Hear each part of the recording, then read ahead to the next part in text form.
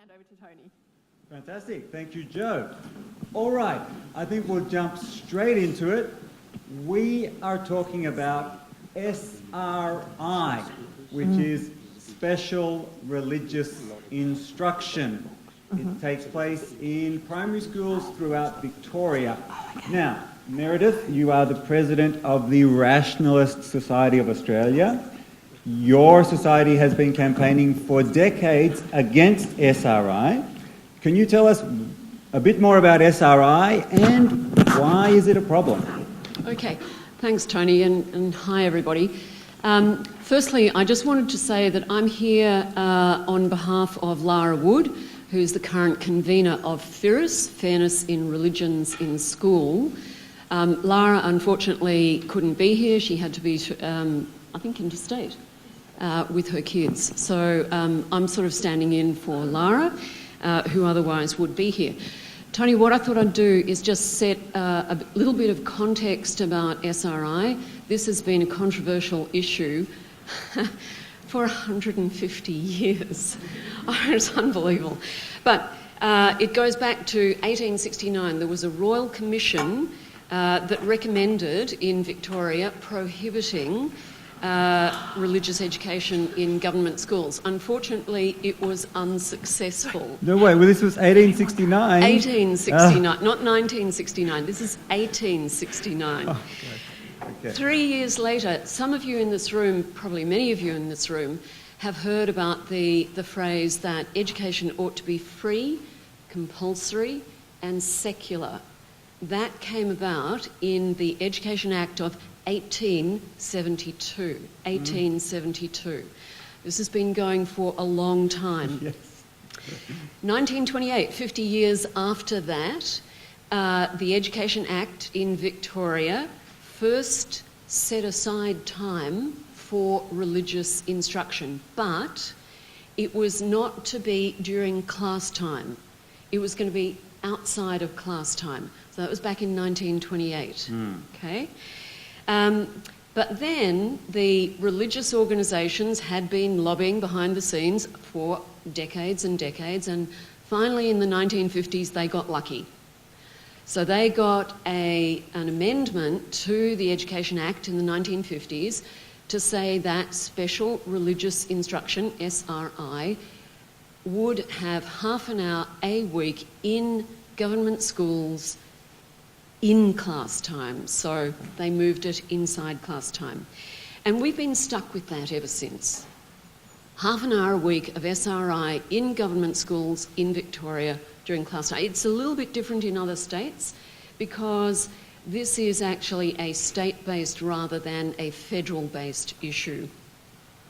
However, there was, in the meantime, in the 1970s, there was a major inquiry into religious education. It was called the Russell Report, and that report did recommend that instead of SRI, Special Religious Instruction, there should be GRE, General Religious Education. Unfortunately, that was unsuccessful, so we didn't get it. We were stuck with SRI.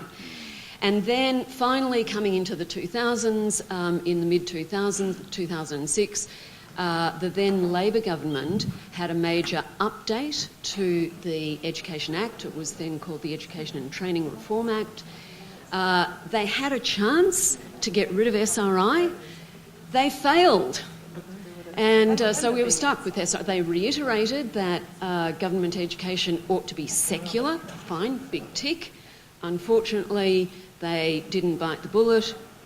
Again, because of a lot of lobbying by religious organisations behind the scenes, so we were still stuck with SRI. So, what's wrong with SRI? Firstly,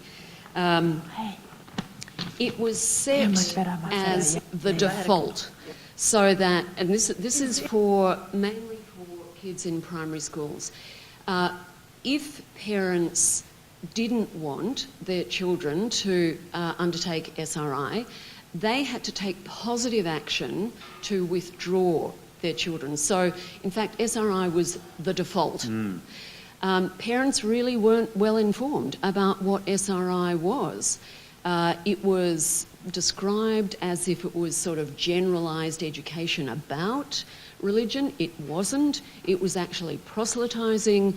The materials explicitly sought to make little disciples out of...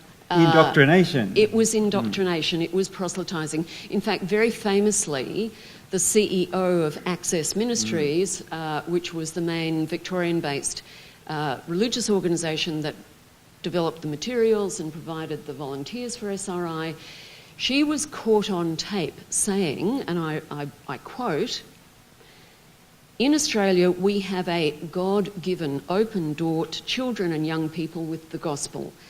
Our federal and state governments allow us to take the Christian faith into our schools and share it. We need to go and make disciples." And she was caught on tape saying that. And that was just the beginning of a gathering of a lot of evidence that came about when the FIRIS was first formed through a couple of parents, Scott Hedges, an American, and Tim Heasley. Scott, being an American, was outraged when his kids started coming home with this outrageous information, because he was very used to, in America, having a strict wall of separation between church and state. Yes. So that's the background to it. Yes. And so I should be clear that FIRIS, which is the group that started lobbying against SRI, really got going in about 2011, I think. All right, so just so you know what was so horrible about the books that we were looking at, lots and lots of stuff on how being gay is really, really bad, you know, and there are lots of gay cooties out there. Lesbian, I didn't even know what that was until I found out that's exactly what I am, what I've always been. Around the age of 10, I started having feelings towards girls of my own age, but I didn't think anything of it. Then at 15, I started dating older girls outside of school and discovered that I was actually a lesbian. But then at 16, I became a Christian, and I knew that God didn't want me to live this way. Okay? And there are a lot of the themes, or the LGBTIQ themes in both sets of texts are really very strong. In the Wirracoon book, there were links, they weren't directly embedded in the books, but there were links to organisations that can help pray the gay away. Conversion therapy, which doesn't work, in case you had any doubts. And is also condemned by the AMA as well. Okay.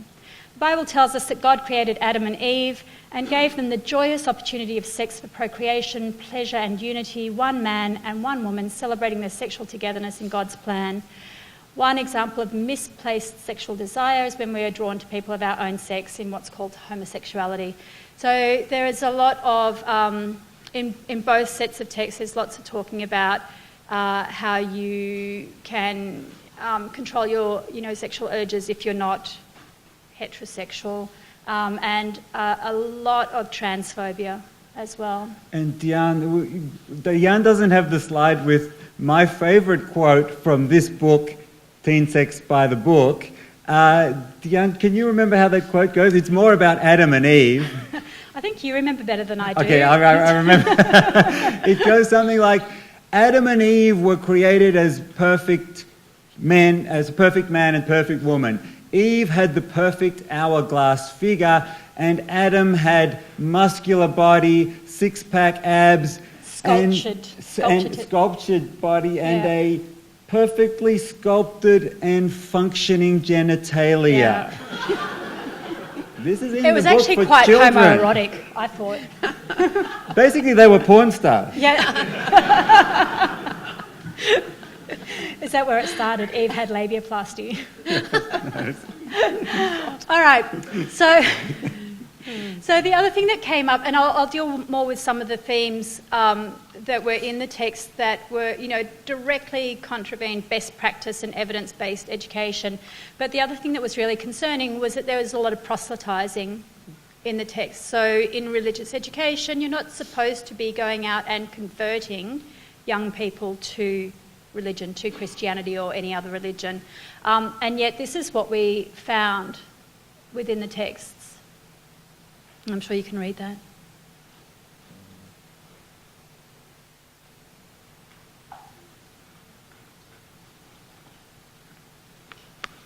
So there's no doubt from the text that they are proselytizing. Yeah.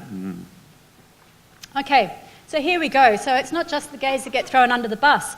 Girls, do not start down the path of sexual arousal thinking that you can control the feelings and emotions before joining in sexual intercourse. It's very difficult to stop when you're aroused, and you are likely to find yourself caught up in sexual intercourse before you know what's happening. Sex will be heat of the moment action, which if you are not in a committed relationship, you will regret. And if you try to stop, your partner is likely to get just as frustrated and even angry, and this is dangerous territory. Yeah? So you can imagine being a 14-year-old girl in the classroom, being told that if you didn't stop your partner, that's not rape. It's just dangerous territory because it's legitimate that he was going to get frustrated and even angry. Yeah? Okay, these are the Jensen texts, so the book, Teacher's Manual and Student Handbook. And this is just the basic themes running throughout it. So gender is hard to discuss, people are crossing or bending gender, and they're doing it to gain attention. Yeah, it's attention-seeking behaviour.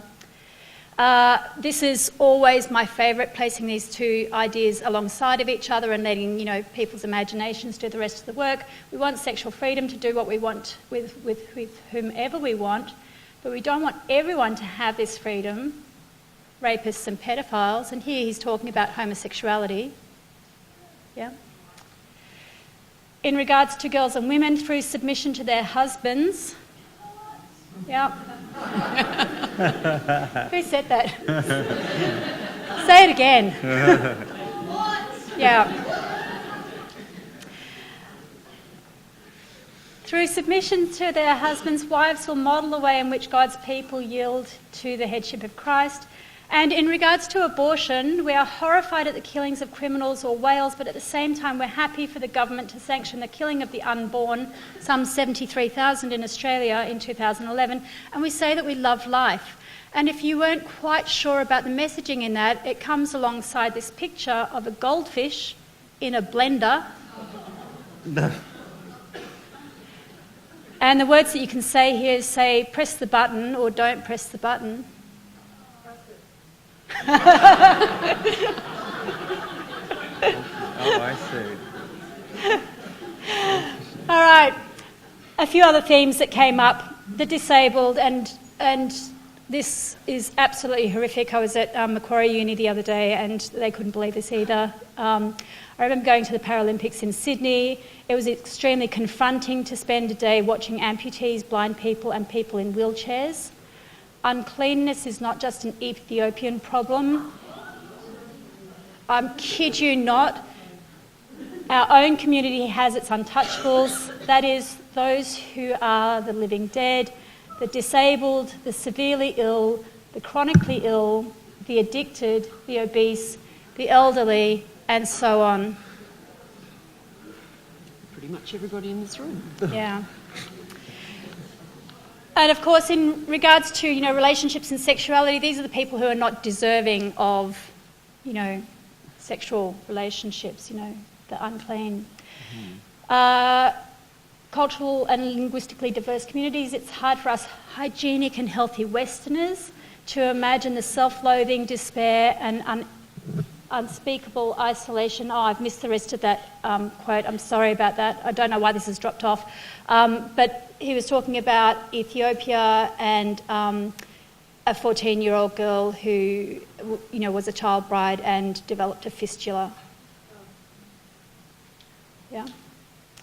And again, this bottom one's dropped off as well, but this was in the teacher's manual. And it's talking about how the instructors, because they're not teachers, they're instructors, how they can go into the classroom with an old T-shirt, ask the students to dirty the T-shirt with writing and dirt and all sorts of stuff. Imagine that that's sin, and imagine the T-shirt something that you can never take off. So if you sin, it's like this dirty T-shirt that you can never take off. Okay. All right, so what was the outcome of that? It was really exciting. The first set of books, the Wirracoon books, it really hit the media. 3 Christian books banned. We were in the business of banning books. We didn't burn them, though. We didn't burn them, we just banned them, apparently.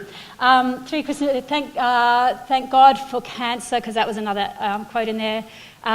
School book to be axed from the curriculum, calls to the remove dangerous books from public schools. Yeah. All right, good. So Diane had some success in New South Wales, some pretty good success.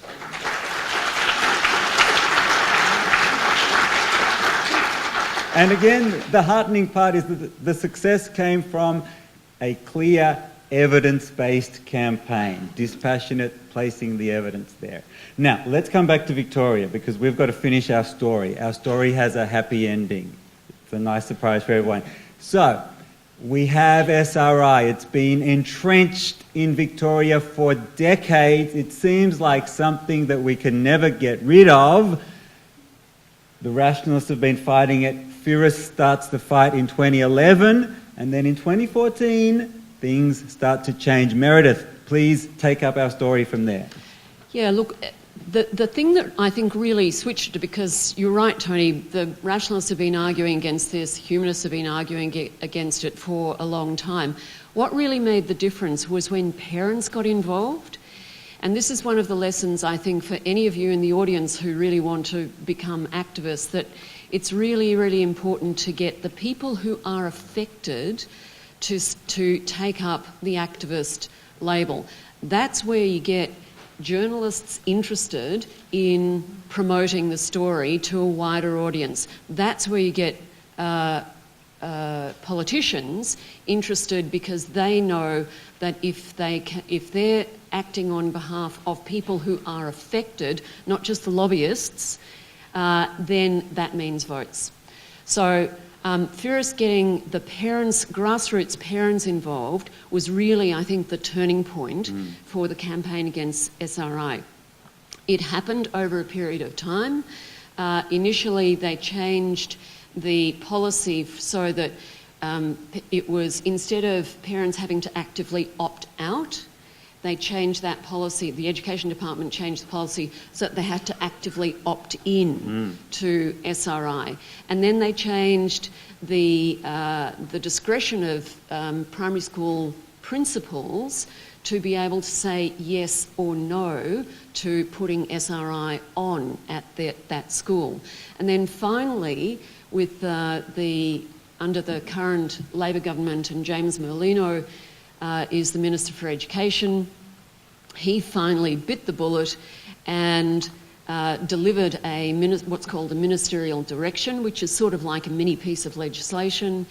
And he said SRI will no longer be taught during class time. Now it can only be taught before or after school or during lunchtime. Yay. What happened? The numbers absolutely plummeted. Yeah. Wow.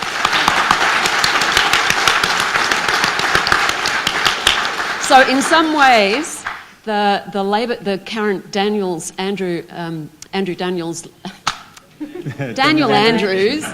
Labor government apologised for the mistakes of the previous government, which kept SRI in, and so it's really reduced the numbers, and there's only just a few schools that now offer SRI. Dramatically. It's like the drop was literally like that, wasn't it? It's like from most to almost nothing. It's from 1,000 schools offering SRI to 300, and from participation in schools being about 75% of kids down to about 15% of kids.